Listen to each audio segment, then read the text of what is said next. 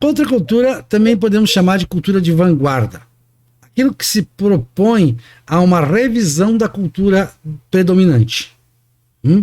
Então, claro que o nosso exemplo maior de contracultura, a popularização do termo contracultura, tem a ver com 1968, com o fenômeno global 1968, que a gente centraliza muito na França, mas ele teve repercussão imediata já na época, já existia uma imprensa global e um mundo, um ocidente globalizado, pelo menos o ocidente globalizado, que se manifesta na França nos protestos, se manifesta no Brasil nos protestos e se manifesta no Woodstock, nos Estados Unidos, né? Vai ter esse selo de contracultura. Claro que vai estar associado na época nos Estados Unidos a questão de questionar o recrutamento obrigatório para a Guerra do Vietnã, e nisso questionar muita coisa. Enfim, a contracultura acabou servindo na época, por conta dessa vinculação com a Guerra do Vietnã, a ser vista como algo também muito próximo da esquerda. Era uma maneira de, num mundo altamente polarizado, e o Vietnã era resultado direto dessa polarização entre a opção socialista, soviética e chinesa. No caso, o Vietnã aliado no soviética, mas o Camboja, no caso, aliado da China, e o mundo ocidental dito capitalista. Então, nessa questão, a contracultura, ao questionar por que estamos lutando contra o pessoal, tal lá, são pobrezinhos, aí já tem elementos do politicamente correto pós-modernista, de valoração das culturas, enfim, o anticolonialismo, enfim. E agora, essa contracultura, sempre existiam movimentos contraculturais, em todos os tempos. Nós podemos dizer que Erasmo era uma contracultura no seu tempo, embora perfeitamente alinhado nos sistemas de poder do seu tempo, e vai ser logo adotado por esses sistemas, mas ele era uma contracultura em relação à cultura dominante de então. E aí nós vamos ter lá, um pouquinho antes dele, o Renascimento, e depois nós vamos ter o Iluminismo. Nós temos vários exemplos de contracultura que não receberam o selo contracultura, porque essa é uma palavra realmente moderna, né? O pós-moderno. Mas a contracultura e contra-fenômeno sempre existiu. Aquela ideia de que nós estamos questionando as bases ou as manifestações da cultura dominante. Essa cultura politicamente correta, para ser específico agora, né, o que também é chamado pós-modernista, que a gente já discutiu aqui em vários pontos o que ela seria, né, woke, que é a expressão mais recente dela, ela tem uma peculiaridade na história, que ela foi de disseminação rapidamente, ela se tornou cultura dominante. E não só se tornou cultura dominante, como se tornou uma cultura dominante extremamente autoritária na repressão a tudo que não seja a cultura dominante. Então aquilo que hoje está sendo censurado, cancelado, proibido, virou contracultura, e não era contracultura. Na verdade, começou de uma forma reativa, é reativa ainda, e por muito tido como reacionário, ou seja, o restabelecimento de uma cultura conservadora pré-68. Uma cultura conservadora de até anos 1950, família mononuclear, cristianismo, a legitimidade da família, todos esses elementos que hoje são identificados com o conservadorismo cristão no Ocidente, e que eram tidos, não eram estáveis, mas pareciam estáveis até os anos 1950, eles vão ter nos anos 60 também pelo rock and roll, já é um embrião de uma contracultura. Na época ele nasce como contracultura, e hoje é cultura, claramente é cultura, é a cultura dominante. Então, cultura dominante, ou que se quer folclórica, ou que se pretende tradicional, ela vai ter como contrapartida uma contracultura. E a contracultura, por sua vez, vai ter elementos, ela vai despertar no outro lado movimentos reativos. Quando o movimento reativo é ainda de uma cultura que tem elementos de dominação, de dominante, esse reativo não vai ser chamado de contracultura. Mas hoje, claramente, já se pode dizer que os ditos conservadores, eles são uma contracultura. formam claramente uma contracultura.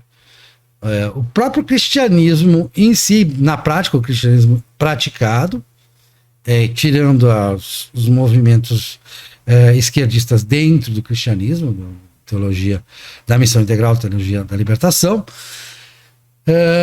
ele já está se caracterizando como uma contracultura, já está tomando posto de contracultura. Reativo ou de vanguarda, a contracultura é aquilo que questiona a cultura dominante. Tem este ímpeto de tentar buscar um sentido fundamental e atemporal. Então, nesse sentido, vai dizer, então o cristianismo foi uma contracultura. Mais ou menos. Né? Não, sem dúvida. No Império Romano, que é onde ele se desenvolve, primeiro ele surge na Grécia, né? Quer dizer, primeiro ele domina. Os primeiros a aceitar e difundir e praticar o cristianismo são gregos. Não são judeus. Assim, houve uma pequeníssima comunidade judaica, judia. Aí não é judaica, é judia, que praticou o cristianismo, mas é grego. Mas eles ganham expressão realmente de contracultura no interior, em Roma, praticamente. Em Roma, no coração do Império Romano. O cristianismo ele se desenvolve como uma espécie de síntese de várias questões da cultura helenística, né? Que pega alguns elementos ali dos judeus originais ali da seita específica ali mas não se tinha relatos, né? Então a coisa mais próxima que nós temos ali de original vai ser a Carta dos Apóstolos, alguma coisa assim.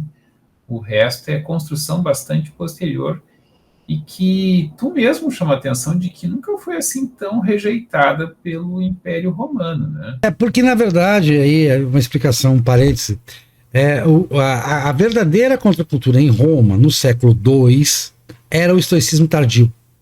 E o estoicismo tardio, ele pregava rigorosamente o que os cristãos vão pregar depois, e que não é necessariamente o que está no Evangelho, mas é uma construção em cima. E o próprio Evangelho, ele é posterior, é de Constantino, né? A aceitação dele. Enfim, tudo isso é uma mistura. Mas certamente o estoicismo tardio, se a gente quiser colocar dessa forma, ele é uma contracultura. Por quê? Porque ele é uma contestação, uma tentativa de modificar, e modificar bastante, a cultura até então dominante, a cultura do século I, digamos assim. Mas, então, eu discordo dessa maneira de analisar um termo com contracultura. Eu acho muito mais seguro e produtivo entender ele como um fenômeno histórico muito marcado ali da década de 1960. Né? 1968 é o ano oficial, digamos assim, da contracultura, fazendo com que o presidente da França fuja da França e vá para uma base militar, acho que na Alemanha, né? Que tinha a questão da ocupação da Alemanha. Então, a França tinha, se não me engano, uma base militar na Alemanha. O presidente da França teve de fugir para uma base militar fora da França, de Gaulle. Né? Claro que alguns vão dizer que o Sartre, já na década de 40, né? Mas o fenômeno da contracultura, né, como nós historicamente o marcamos, ele é esse fenômeno ali, 1950, mas mais 60, principalmente 68 e dali em diante. E aí as coisas começam a ficar bastante confusas, porque rapidamente, questão de 20, 30 anos, essa contracultura se torna o status quo cultural, né? Então, claro que a gente vai dizer, não, porque na universidade ainda se tinha as belas artes, tarará, tarará. Isso não dura muito. Né? 1980 já está tudo dominado, como se diria. Né? A gente poderia identificar fenômenos semelhantes que hoje em dia teriam esse caráter de contracultura, né? ou de vanguarda, que é, digamos assim, achar um elemento de inclusão, até de dominação de fenômenos que, por alguma razão histórica, são vistos como isso era oprimido e agora está sendo reconhecido. Então, danças urbanas, né? Danças urbanas é o que se chamava antigamente de, sei lá, fenômenos como do hip hop, né? Aí não é só dança, é música, é uma certa poética literária, né? Isso hoje em dia é um pouco visto como não contracultura, mas uma forma de contra-hegemonia. Essa é a ideia assim mais ampla, que talvez abranja a contracultura, é a ideia de movimentos contra-hegemônicos. Qual é o problema dos movimentos contra-hegemônicos, lá, coisa do Gramsci, né? É que eles muitas vezes se tornam hegemônicos, né?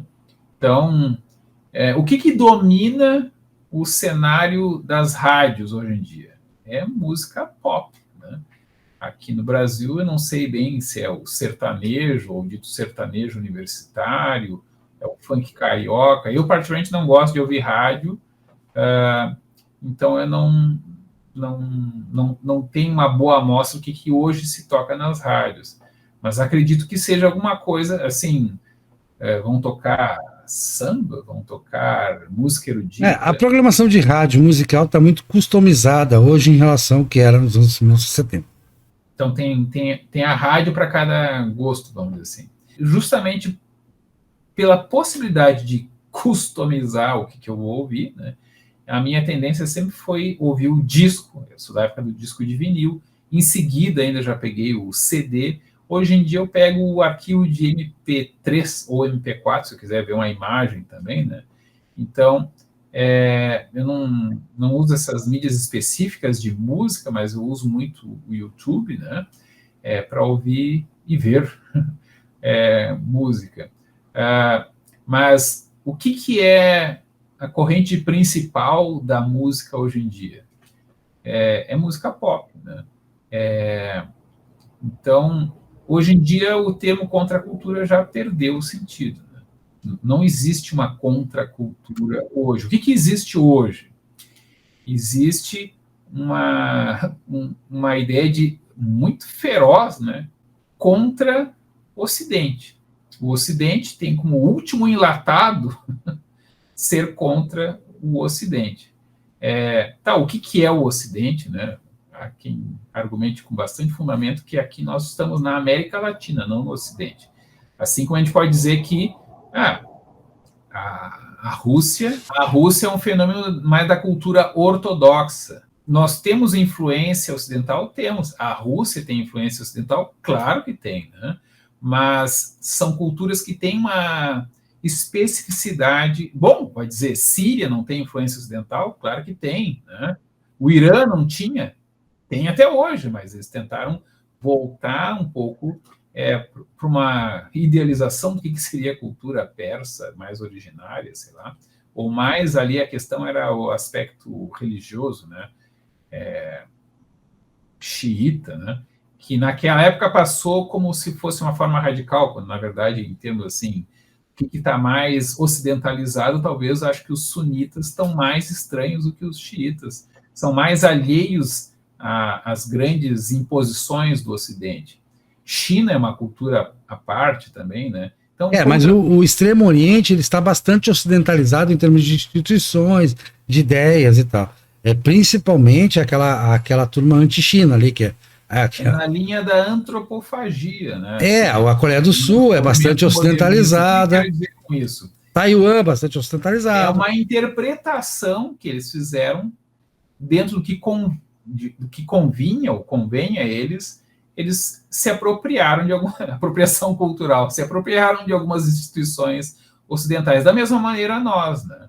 Então, tu tem lá tuas críticas ao Sérgio Buarque de Holanda, né? Mas ele vai, de certa maneira, mostrar que a gente pega até mesmo o catolicismo na brasileira é um catolicismo muito peculiar, muito pouco desacralizado, muito pouco sacralizado. Você falou da América Latina, e claro, a América Latina eu sempre digo que é errado, porque coloca a América Portuguesa e a América Hispânica são dois fenômenos bastante diversos em muitos pontos. Mas se quiser uma definição rápida para a América Latina, eu diria que é tão ocidental quanto a Europa, com a diferença de ser pobre. O que diferencia a nossa experiência da experiência europeia é a pobreza.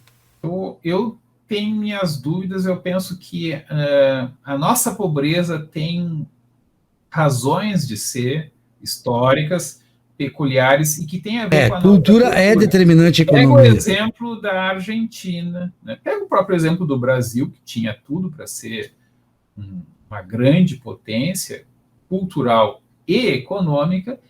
O Brasil é apenas uma potência cultural, não é uma potência econômica. Sim, né? mas não tem projeção política. As escolhas que determinaram o empobrecimento, tanto da Argentina quanto do Brasil, mas no caso da Argentina um empobrecimento muito mais dramático e rápido, elas todas são de origem europeia. Elas todas são ideias ocidentais. O próprio marxismo é uma ideia ocidental.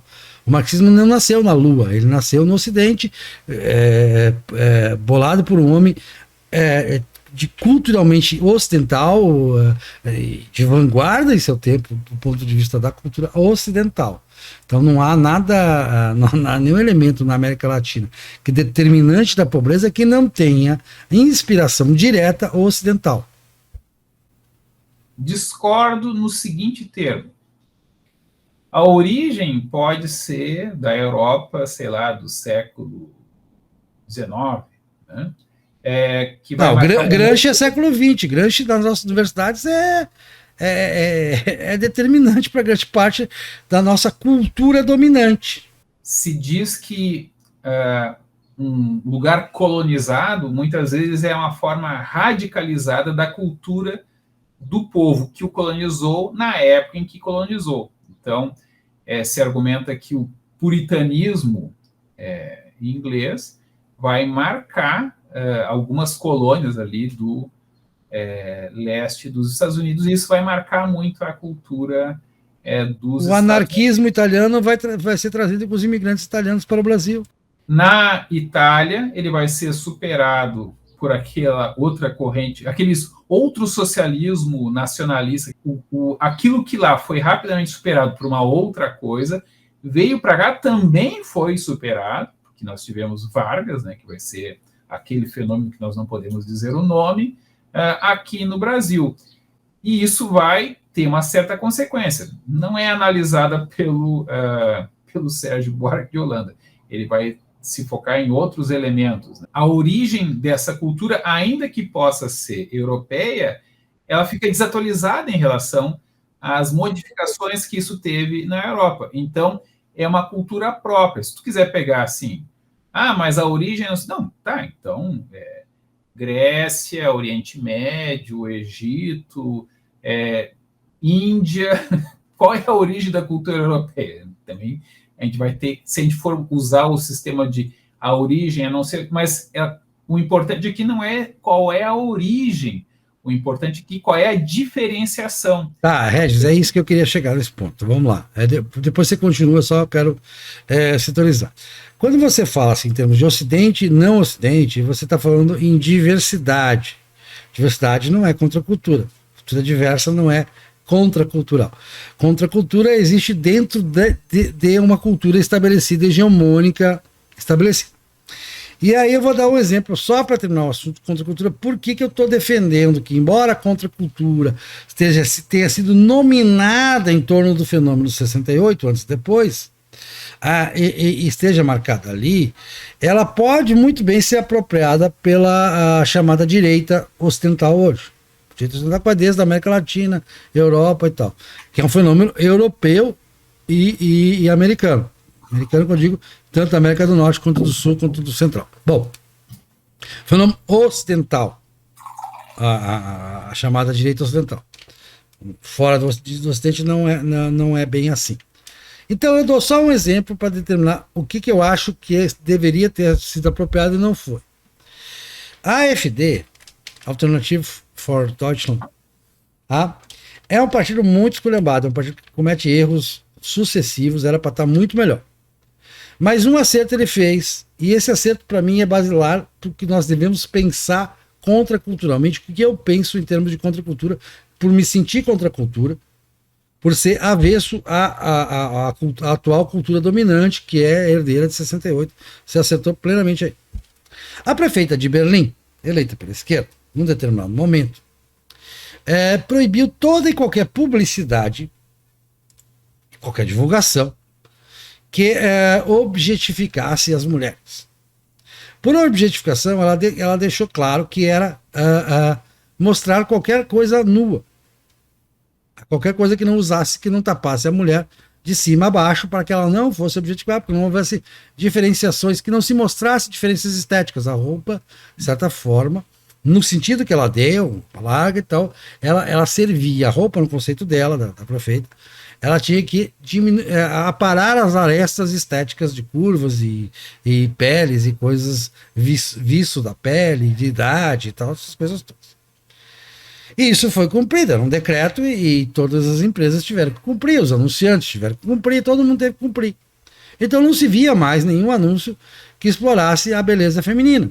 Não a beleza feminina conforme a universal beleza feminina. Porque é universal, diz que é padrão da indústria, não é padrão da indústria. Modelos não são inventados pela indústria, modelos seguem um padrão universal de beleza. Qualquer consulta à literatura universal de todos os tempos e épocas vai constatar que esse padrão não foi inventado. Ele é um padrão que tem razões biológicas.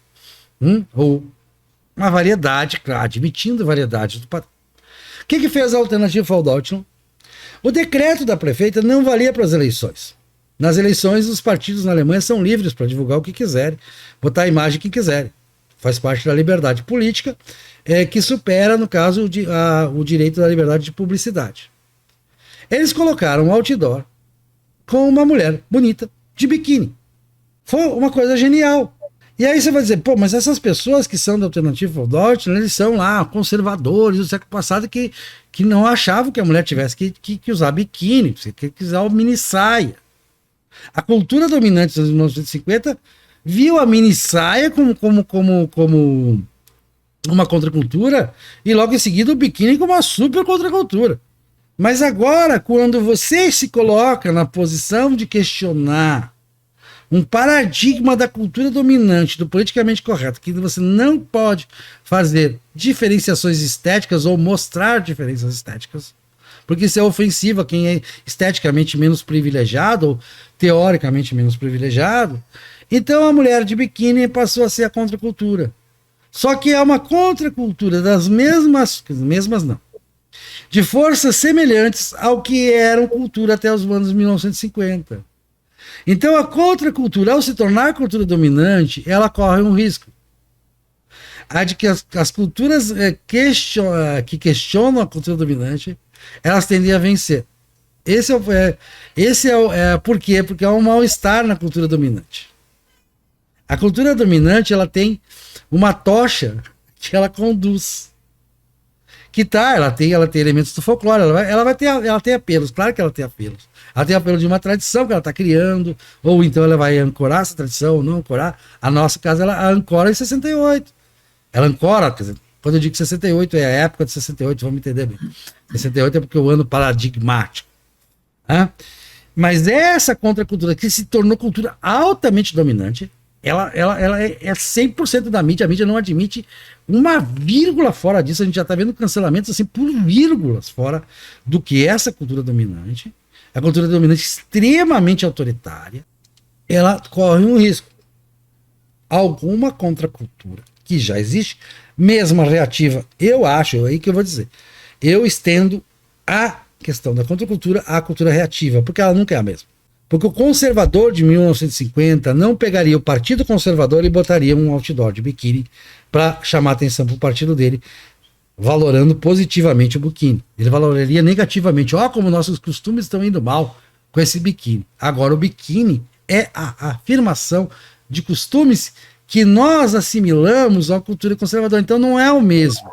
Então, parte do que se chama cultura hoje é reativo, mas nem tudo é reativo. Porque o reativo, ele remete ao ponto no passado, é a mesma coisa do tribalismo dos pós-modernistas.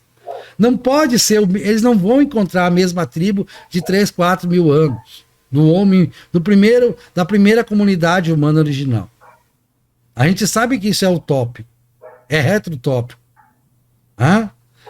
Mas hoje há uma contracultura. A minha tese é essa, de que a contracultura é tudo que questiona a cultura dominante. Não importa se ela é reativa, ou se ela é propositiva, se ela é vanguarda ou não.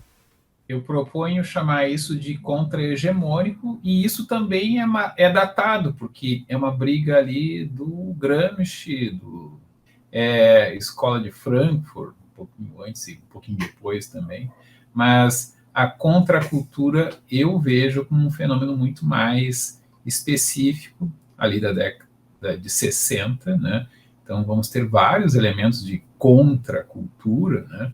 Principalmente na cultura pop. Movimentos estudantis, aí tem elementos, o maoísmo vai influenciar, então a Revolução Cultural na China vai influenciar maio de 68, mas são fenômenos muito diferentes, né? Então, Primavera Árabe é contracultura? Poderia ser relacionada, mas não é a mesma coisa. Revolução Cultural na China é contracultura? Não, não é. É um outro fenômeno. Tem elementos em comum? Tem, mas não é a mesma coisa. Aqui no Brasil, o ano de 1968 é um ano que começa uma certa intensificação da resistência ao governo militar, né? E, ao mesmo tempo, a reação do governo militar, o endurecimento da ditadura, como se diz, né? Marcado por... Nos Estados Unidos tem o problema da guerra do Vietnã. Pode-se dizer que havia uma série de tensões no mundo todo que, de certa maneira, a gente associa ali com a década de 60. Tem coisas anteriores, tem muita coisa posterior, tem coisas em outras culturas, de outras tradições que, independente da origem, são influenciadas por essas transformações na Europa e nos Estados Unidos, mas a contracultura eu vejo, né, como esse fenômeno muito específico e assim, tudo bem, é interessante pensar no que isso tem em relação com, sei lá, como é que o cristianismo se afirma, né? Se afirma como uma coisa relativamente, como é que se diz, periférica e que toma conta central. Na verdade, vai dizer, na verdade, ele já começa no centro e se populariza. Eu vejo... não vejo o cristianismo como alguma coisa que foi... Sem dúvida, ele é um fenômeno greco-romano. Então, ele não é um fenômeno periférico que toma conta. Não, ele já começa como um fenômeno centralizado e que se populariza com força estatal, né? E a questão da reforma protestante, havia uma bronca com a centralização da igreja, e aí quando surgiu uma oportunidade, não, isso aqui vai ser a religião do nosso reinado aqui, do nosso principado, né? E aí não tem mais a influência da igreja católica. Temos lá a revolta dos japoneses aos missionários portugueses, né? A religião cristã, ela não surge como algo periférico, ela surge no miolo da cultura greco-romana. Assim, o mito da perseguição que é a parte mitológica da coisa, e que faz parte de uma das maneiras de se afirmar, a ideia dos mártires e tudo mais, né? É uma forma de projeção de uma certa narrativa.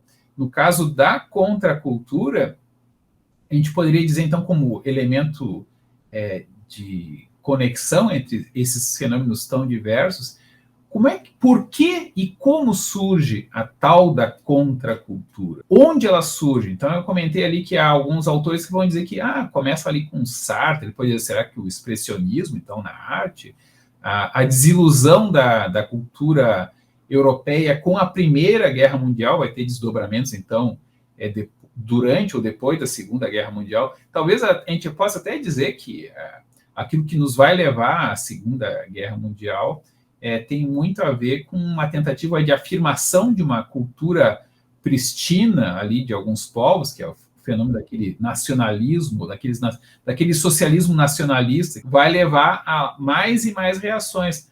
O que era a França em 1968, né? Quem é que governava a França? Quem era o presidente que teve que fugir para uma base militar na Alemanha, né? Era um herói da Segunda Guerra Mundial, né? Mas ao mesmo tempo era um general, né? Era uma pessoa muito impositiva, talvez, né? E aí houve uma reação. A reação dos estudantes foi muito destrutiva e ninguém estava esperando, mas ao mesmo tempo foi muito bem recebida, digamos assim. Claro que foi recebida a tiros, vamos dizer assim, né? E eles reagiram na pedrada. Mas depois acabou, de repente. Mesma coisa que aconteceu aqui no Brasil nas manifestações de 2013, junho de 2013. Né? Então, temos o maio de 68 na França e temos junho de 2013 no Brasil. Aquela ideia, tá, começou, aí fez uma confusão e acabou, e parece que não teve repercussão. Não, teve repercussões muito profundas. Então, a contracultura, eu não vejo tanto quando uma coisa que vem por fora e tenta se afirmar. Eu vejo mais como um desdobramento de dentro e que aí acaba tomando conta, porque era como se fosse aquela bola já estava picando na área, vamos dizer assim, para ser chutada. Né? Eu não vejo como algo que vem de fora e toma conta. Mas vou dar aqui um outro elemento, que aí seria assim se tu quer pegar esse elemento lá em toda a história, quando se afirma uma coisa que vem de fora como contracultura, eu vejo como um outro elemento, que é a assimilação de elementos de camadas marginalizadas, né? O Dalrymple, né, ele chama muita atenção de que uma coisa que a ele espanta bastante é como coisas que eram associadas a classes inferiores ou baixas, né, ou marginalizadas, se tornaram dominantes. Aí ele cita, sei lá, tatuagens, né, uma série de elementos que eram vistas muito mal vistas, passaram a ser imitadas pelas classes altas. Ele diz que geralmente, eu acho que há uma ilusão da parte dele, mas ele diz assim, havia uma tentativa de cima, impor um elemento cultural elevado, a chamada alta cultura, que nós até já fizemos um programa com esse sentido, mas no século XX e agora no século XXI nós temos essa afirmação de formas culturais que eram marginalizadas que se tornam dominantes.